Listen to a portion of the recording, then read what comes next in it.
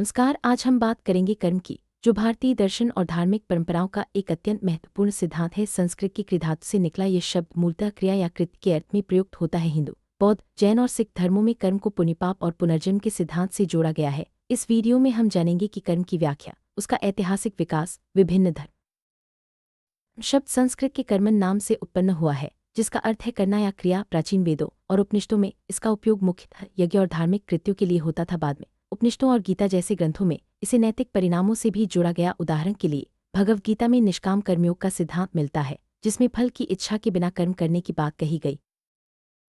धारणा का विकास भारतीय इतिहास में कई चरणों में हुआ। वैदिक काल 1500-1000 ईसा पूर्व में इसे मुख्यतः यज्ञ और धार्मिक कृत्यों से जोड़ा गया। उपनिषदों 800-500 ईसा पूर्व में कर्म को नैतिक कर्तव्य और पुनर्जन्म से जोड़ा गया। 6ठी-5वीं सदी ईसा पूर्व में बुद्ध और महावीर ने इसे अपनी अपनी परंपराओं में नए अर्थ दिए। भगवद गीता 2री सदी। हिंदू परंपरा में कर्म को धर्म, अर्थ, काम और मोक्ष इन पुरुषार्थों में से एक मूल आधार माना गया है। आत्मा को कर्म के फल भोगने वाला बताया गया है। कर्म के प्रकार संचित, प्रारब्ध, आगामी और वर्तमान स्पष्ट किए गए हैं। केवल संचित कर्म का कुछ भाग ही इस जन्म में फलित होता है। भगवद गीता में निष्काम कर्मयोग, भक्ति योग और ज्ञान योग के माध्यम से मोक्ष प्राप्ति की बात कही गई है। बौद्ध धर्म में कर्म को पुनर्जन्म और दुख चक्र से जोड़ा गया है। बुद्ध ने कहा कि कर्म का मूल आधार इच्छा या चेतना है, न कि केवल शारीरिक या मौखिक क्रिया। बौद्ध मत में स्थायी आत्मा का निषेध है, इसलिए कर्म के परिणाम व्यक्ति पर आनुवांशिक रूप से नहीं, बल्कि इच्छाओं के बीज के रूप में आगे बढ़ते हैं। प्रत्येक क्रिया और इच्छा का अपना परिणाम होता है, जिसे प्रत्युत्पन्नता कहा। जैन दर्शन में कर्म को अत्यंत भौतिक रूप में देखा गया है। यहाँ कर्म को सूक्ष्म द्रव्य माना गया है, जो आत्मा से चिपक जाते हैं और उसकी पवित्रता को कम कर देते हैं। जैन मत के अनुसार क्रिया, वाणी, मन और भावना इन सब के कारण आत्मा पर कर्म बंधता है। कर्म के कारण आत्मा को बार बार जन्म लेना पड़ता है और शारीरिक सुख दुख भोगना पड़ता है। मोक्ष के लिए हिंसा, संयम और तप। धर्म में कर्म का महत्व है, लेकिन इसे ईश्वर के हुक्म यानी आदेश के अधीन माना गया है। गुरु नानक ने कहा कि संपूर्ण संसार कर्मजाल में उलझा है, लेकिन मोक्ष ईश्वर की कृपा से ही संभव है। सिख मत में कर्म कर और करत कर्मों का संचय के बीच भेद किया गया है। नैतिक जीवन, सेवा, सच्चाई और गुरु के नाम का स्मरण, इन सबको कर्म के बंधन से मुक्ति के लिए आवश्यक माना गया है। भारतीय धर्मों में कर्म की अवधारणा में कई मतभेद हैं। हिंदू धर्म में कर्म को आत्मा और ईश्वर से जोड़ा गया है, जबकि बौद्ध मत आत्मा का निषेध करता है। जैन धर्म में कर्म को भौतिक द्रव्य माना गया है और सिख धर्म में इसे ईश्वर के आदेश के अधीन रखा गया है। बौद्ध महायान परंपरा में पुण्य का दान, श्रेयदान भी महत्वपूर्ण है। इन मतभेदों के बावजूद सभी परंपराएं कर्म। भारतीय धर्मों में कर्म को पुनर्जन्म और संसार के चक्र से जोड़कर देखा गया है। संसार का अर्थ है सुख दुख से भरा जन्म का चक्र, जिससे मुक्ति मोक्ष को अंतिम लक्ष्य माना गया है। जैन ग्रंथों में कहा गया है कि कर्म जन्म का मूल है। हिंदू और बौद्ध ग्रंथों के अनुसार हर जन्म में आत्मा या चेतना अपने कर्मों के अनुसार नया जीवन पाती है, मोक्ष या निर्वाण प्राप्त करने के लिए। का सबसे महत्वपूर्ण पहलू है कारण और फल का सिद्धांत। हर क्रिया का एक नैतिक परिणाम होता है, चाहे वे अच्छा हो या बुरा। बौद्ध दर्शन में इसे प्रत्युत्पन्नता कहा गया है, जिसमें हर इच्छा और क्रिया का परिणाम निश्चित है। जैन मत में कर्म एक भौतिक कारण बन जाता है, जिससे आत्मा को दंड या पुरस्कार मिलता है। हालांकि सभी परंपराएं मानती हैं कि कर्म का फल कभी न कभी।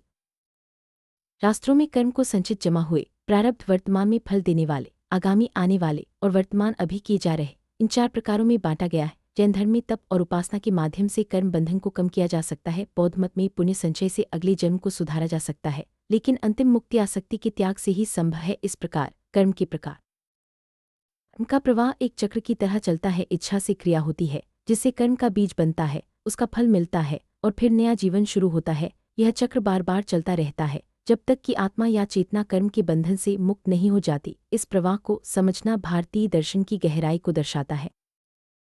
सिद्धांत के अनुसार हर व्यक्ति अपने सुख दुख का कारण स्वयं है। बुद्ध ने कहा, जग में अपने ही कर्मों से बंधन होता है। इस सिद्धांत से न्याय की एक ऐसी व्यवस्था बनती है, जिसमें हर व्यक्ति को अपने कर्मों का फल भुगतना पड़ता है। भगवद गीता में कहा गया है कि अच्छे कर्म का फल जरूर मिलेगा, लेकिन उसमें आसक्ति रखने से कर्म बंधन बढ़ता है। जैन और बौद्ध मत में भी न। हिंदू धर्म में यज्ञ, दान, जब आदि को पुण्यसाधक कर्म माना गया है। जैन धर्म में क्षमावादन और प्रायश्चित, बौद्ध धर्म में पूजा, दान और ध्यान तथा सिख धर्म में सेवा और गुरु वंदना को पुण्यदायी कर्म कहा गया है। इन धार्मिक अनुष्ठानों के माध्यम से व्यक्ति अपने कर्मों का शुद्धिकरण कर सकता है और मोक्ष की ओर अग्रसर हो सकता है।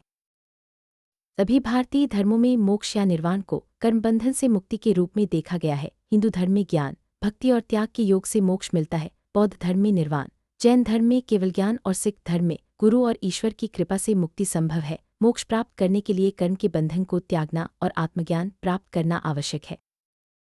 आधुनिक युग में कर्म सिद्धांत की आलोचना भी हुई है। कुछ मनोवैज्ञानिक इसे जस्ट वर्ल्ड सिंड्रोम मानते हैं, जिसमें लोग मानते हैं कि हर किसी को उसके कर्मों का फल मिलता है। पश्चिमी दार्शनिकों ने इसे पूर्ण न्यायिक सिद्धांत नहीं माना, बल्कि सांस्कृतिक नैतिक दृष्टिकोण के रूप में देखा है। वैज्ञानिक दृष्टि से पुनर्जन्म या कर्मफल की पुष्टि नहीं हो पाई है, लेकिन मनोविज्ञान और समाजशास्त्र में की अवधारणा केवल धार्मिक या दार्शनिक नहीं रही, बल्कि ये लोकप्रिय संस्कृति में भी गहराई से समाई है। उकजवान कमजवान जैसी कहावतें, फिल्मों, साहित्य और सोशल मीडिया में कर्म की चर्चा आम है। नई पीढ़ी के लिए कर्म आत्मविकास और नैतिकता से जुड़ा एक सामान्य विचार बन गया है। योग, ध्यान और आत्मसुधार के क्षेत्र में भी कर्म का महत्व बढ़ गया है। हिंदू, बौद्ध, जैन और सिख धर्मों के अलावा अन्य धर्मों में भी कर्म जैसी अवधारणा मिलती है। ईसाई बाइबल में जो बोगे वही काटोगे जैसी शिक्षा है, हालांकि वहाँ अंतिम न्याय ईश्वर के हाथ में माना गया है। इस्लाम में भी कर्म के समान विचार है, लेकिन वहाँ भी अंतिम निर्णय अल्लाह द्वारा होता है। इस प्रकार कर्म का सिद्धांत वैश्विक नैतिकता में भी अपनी जगह बना चुका है। सिद्धांत को समझाने के लिए कई उदाहरण दिए जाते हैं, जैसे एक छात्र बिना फल की इच्छा की मेहनत करता है तो वह निष्काम कर्मयोग का उदाहरण है। किसी व्यक्ति को बिना कारण दुख मिलता है तो उसे पूर्वजन्म के कर्मों का फल माना जाता है। जैन दृष्टिकोण से किसी पशु की हत्या के पीछे की भावना भी कर्मफल को प्रभावित करती है। इन उदाहरणों से स्पष्ट होता है कि कर्म केवल आज के समाज में भी कर्म की अवधारणा का प्रभाव दिखाई देता है। सोशल मीडिया पर कर्म गॉड्स जैसे मीम्स, फिल्मों और साहित्य में इसकी चर्चा आम है। आत्मविकास, योग और ध्यान के क्षेत्र में भी कर्म को मानसिक ऊर्जा और नैतिकता से जोड़ा जाता है। वैश्विक स्तर पर कर्म दिवस जैसे शब्द प्रचलित हो गए हैं, जो इसे एक सार्वभौमिक नैतिक सिद्धांत के रूप में स्थापित करते हैं। हम कह सकते हैं कि कर्म एक व्यापक और गहन तत्व है, जिसका प्रभाव भारतीय समाज, दर्शन और धर्म में गहराई से समाया हुआ है। चाहे वह आत्मा, नैतिकता, पुनर्जन्म या मोक्ष की बात हो, कर्म हर स्तर पर महत्वपूर्ण भूमिका निभाता है। आधुनिक युग में भी ये सिद्धांत लोगों की सोच, व्यवहार और सामाजिक संरचना को प्रभावित करता है। आपका कर्म, आपका परिणाम, ये विचार आज